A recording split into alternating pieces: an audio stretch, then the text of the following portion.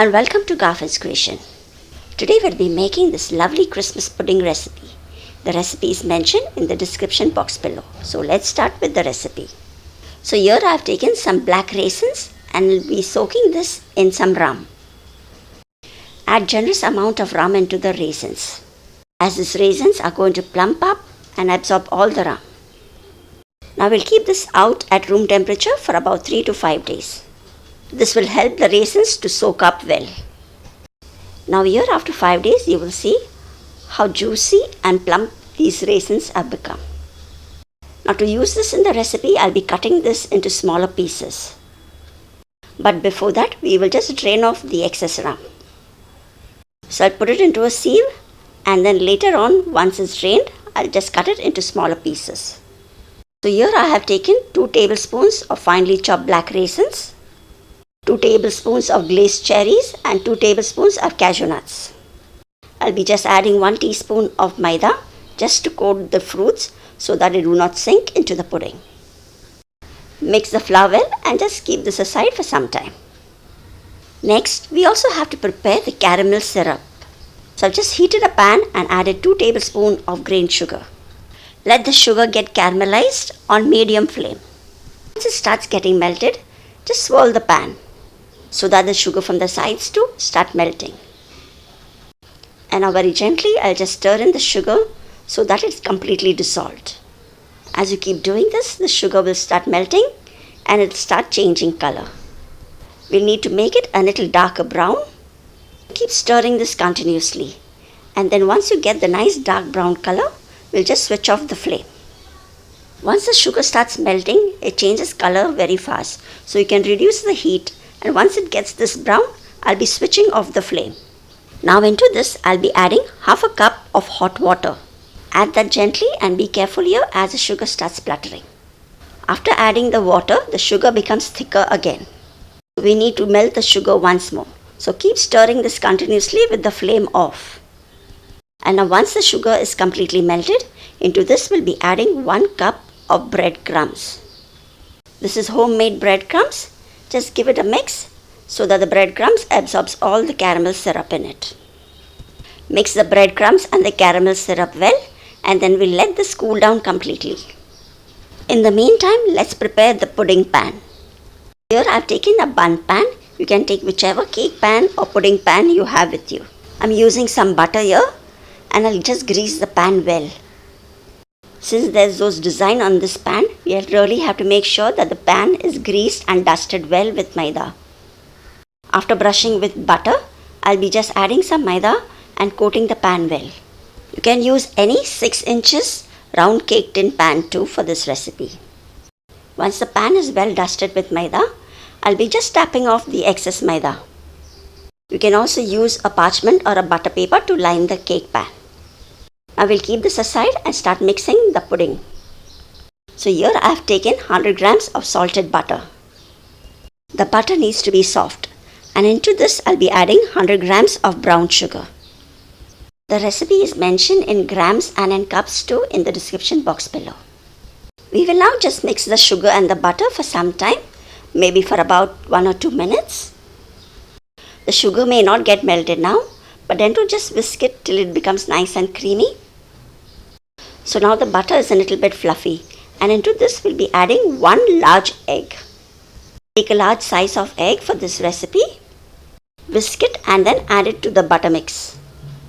Next into this I'll be adding half a teaspoon of nut meg powder and half a teaspoon of cardamom, that is elaichi powder.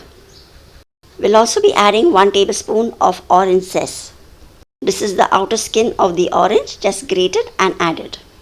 So now we'll just whisk this all well. As we have added the egg now, the sugar too will get completely melted. Make sure that as you keep whisking, also do scrape the bowl with the help of a spatula so that all the ingredients settle below too gets mixed well. Now it's time to add some flavoring into this pudding mix. I'll be adding 1 teaspoon of good quality vanilla essence, 1 teaspoon of wine, 1 teaspoon of brandy and 1 teaspoon of rum. You can add any alcohol of your choice here. If you do not have all the 3, you can just skip any and add in extra of the other alcohol too. Now mix all of this really well. If you are looking out for a Christmas plum cake, that is a Christmas fruit cake recipe, I do have that on my channel. I'll put the link below in the description box and at the end of the video too. Now the butter is nice and fluffy and it is well mixed. Now we'll be adding half a teaspoon of baking powder. We'll also be adding the soaked breadcrumbs now. Just separate the breadcrumbs if it forms into a lump and then add it into the butter mix. We have to mix this really well now. As you keep mixing, keep smashing the breadcrumbs so that it gets well mixed into the butter mix. Though I have used black raisins, glazed cherries and cashew nuts for this recipe, you can also use Truity Fruity, or if you have any soaked fruit peel left of your plum cake, that too can be used. So here I have just added the cherries, cashew nuts and the black raisins that we had mixed earlier and kept. Mix it into the batter and then we'll be filling in the pudding mold. This pudding will be steamed, so I've just kept the steamer ready. For the last 5 minutes, I've just added some water into the steamer and let it get a little bit hot. So here now I'm adding the pudding mix into it and then just pressing it lightly. This will make the pudding nice and firm after it is steamed. And then once more I'll be adding the rest of the pudding mix and leveling the top. After leveling the top, do tap the pan for a few times to release any air bubbles. Next on top of it, I'll be adding an aluminum foil.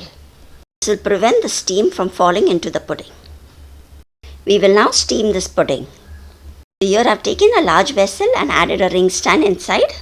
By now you may be knowing why I always place that lemon piece inside. Now we will let this steam for about 40 to 50 minutes depending on your pan size. Keep the flame on medium and let it steam.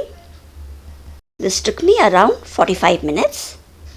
To check whether it's done, you will also notice the sides leave the pan. You can also use a toothpick to check if the pudding is done. Take it out of the steamer and then let it cool down completely at room temperature. Once the pudding is cooled down, just put the aluminum foil back and keep it in the fridge for about 2 to 3 hours so that it gets nice and firm.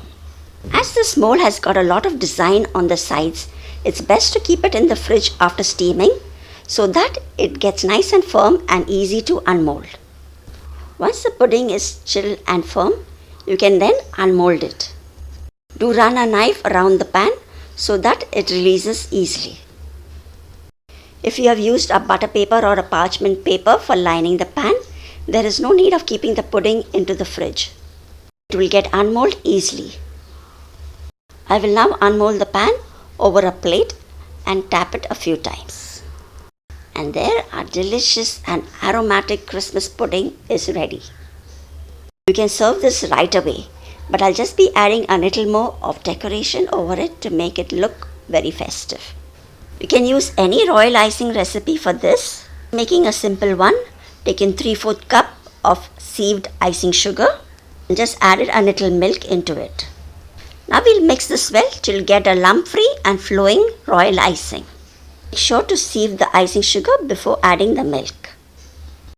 Mix it well till it is nice and smooth, lump-free and pouring consistency. I'll be just using this and just pouring it over the pudding. This is completely optional. You can skip this and just dust some icing sugar over this pudding. With the help of a spoon, I'm just pouring the royal icing over it and let it drip towards the sides. I've already shared an eggless and with egg royal icing recipes on my YouTube channel. Do check out those recipes too. After pouring the icing, I'm just dusting it with some icing sugar. And I'm just using some red and green sprinkles to add a little more festive look to this pudding. You can also top it up with some Tutti Frutti too. Next here, I'm just taking some papaya peels and cut out some long strips and some glazed cherries into smaller pieces. I'll be just decorating the top of the pudding with the papaya peel and the glazed cherry. And with this, our festive look Christmas pudding is ready. Hope you'll be trying this Christmas pudding recipe this Christmas. Thanks for watching till here. And I hope you enjoyed the recipe and do leave your comments below. And also, don't forget to subscribe to Garfin's Creation. I'll see you in the next recipe too. Till then, take care and bye-bye.